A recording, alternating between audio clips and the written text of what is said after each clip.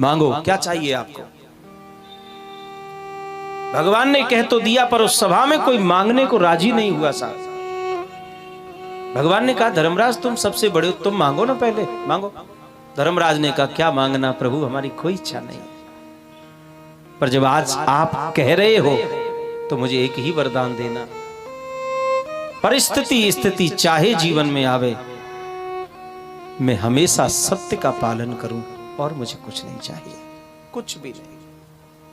अर्जुन ने कहा प्रभु मेरे और आपके बीच में तो एक गुरु शिष्य का जो पवित्र संबंध है, उस संबंध में प्रेम और निकटता दोनों बनी रहे, बस यही मुझे चाहिए और कुछ नहीं चाहता। गुरु शिष्य का जीवन ये क्या चाहता है? ये संबंध प्रेम और निकटता। निकटता केवल शरीर से ही नहीं, मन से होनी चाहिए। सदैव ये मन गुरु के चरणों में, इसके मन की जो लगन है वो अपने गुरुदेव के चरणों से जुड़ी हो, ये निकटता। और प्रेम, आहा, प्रेम तो गुरु के प्रति अपने से भी ज्यादा। जितना हम अपने से प्रेम करते हैं, इतना ध्यान रखते हैं, ऐसे गुरु का ध्यान रखें। खबर शुद्ध लेता रहे, बात करता रहे, किसी भी बहाने गुरुदेव से चर्चा होती रहे। तो सज्जनों, सबने कुछ न कुछ वहां मांगा। भगवान के कहने पर कुंती भुआ ने नहीं मांगा। भगवान ने कहा भुआ तुम तो मांगो, तुमने तो शुरुआत करी और तुम सबसे पीछे। जब ठाकुर जी ने ज्यादा आग्रह करके कहा तो कुंती भुआ बोली लाला, मांगता तो वो है जिसके पास कुछ होता नहीं है, जिसे सर्वस्व पहले ही मिल गया हो, वो किसी से क्यों मांगेगा। तो भुआ आपको क्या मिला? आपने तो पूरे जीवन में दुख के सिवा कुछ पाया ही नहीं है। जब से जन्म हुआ है तुम्हारा और आज तक सिर्फ और सिर्फ तुमने दुख ही देखे। आज पहली बार सुख की घड़ी आने को तैयार खड़ी है। मैं स्वयं भगवान होकर के कह रहा हूं कि कुछ मांग ले, और आज भी तू मांगने को मना करती है बुआ। और ऐसा तुझे क्या मिला जिसे तू सर्वस्व कह रही है? तो कुंती बुआ ने कहा गोपाल ऐसे आप हो तो सही, आप मिल गए, फिर भी जीवन में कोई कमी है क्या? जाके राम धनी बाकू काहे की कमी, जाके श्याम धनी बाकू काहे की कमी। और रही बात मांगने की, मांगना ही जरूरी है। आप देना ही चाहते हो तो लाओ।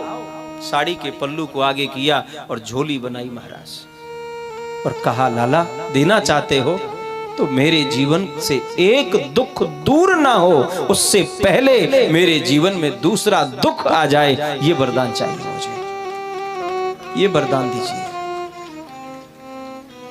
हौले बजाओ, हाथन में लग जाएगी खामा का, काय परेशान है रे भाई है?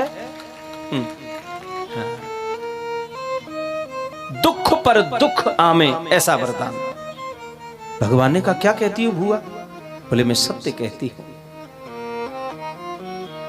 जब तू दुख देगा तभी तो तेरी याद आएगी। सुख में तुझे करता ही कौन याद? दुख में सुमिरन सब करें, सुख में करे न को। जो सुख में सुमिरन करे तो दुख काहे को हो।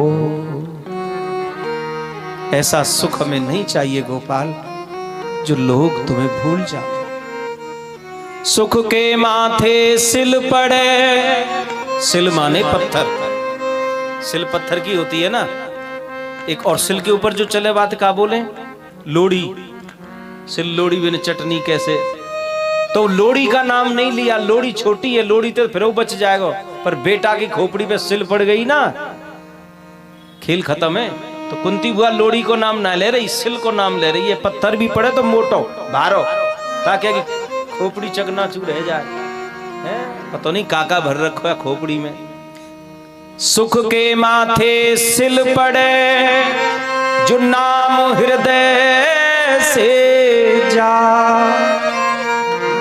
बलिहारी बा दुख की, जो पल पल नाम जपा।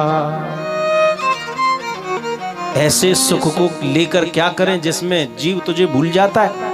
ऐसे दुख को तो बार बार सिर पर धारण करिए जिस दुख में गोपाल तेरी याद आती है। इसीलिए तो कुंती बुआ ने दुख मांगा, तुम दुख दोगे तो तेरी रह रह करके याद आएगी, और तुझे याद करना ही जीव का सच्चा सुख है। लोग जिस संपत्ति को संपत्ति मानते हैं, लोग जिस विपत्ति को विपत्ति मानते हैं, अरे अभी उन्हें कुछ जानकारी नहीं है। कुंती बुआ कहती है मुझे यदि कोई पूछे तो मैं बताती हूं उनको सुख और संपत्ति और विपत्ति क्या है। विपदो नैव विपदः संपदो नैव संपदः विपत् विस्मरणं विष्णु संपन्नारायण स्मृति। प्रभु को भूल जाना ही सबसे बड़ी विपत्ति है और प्रभु को याद करना ही सबसे बड़ी संपत्ति।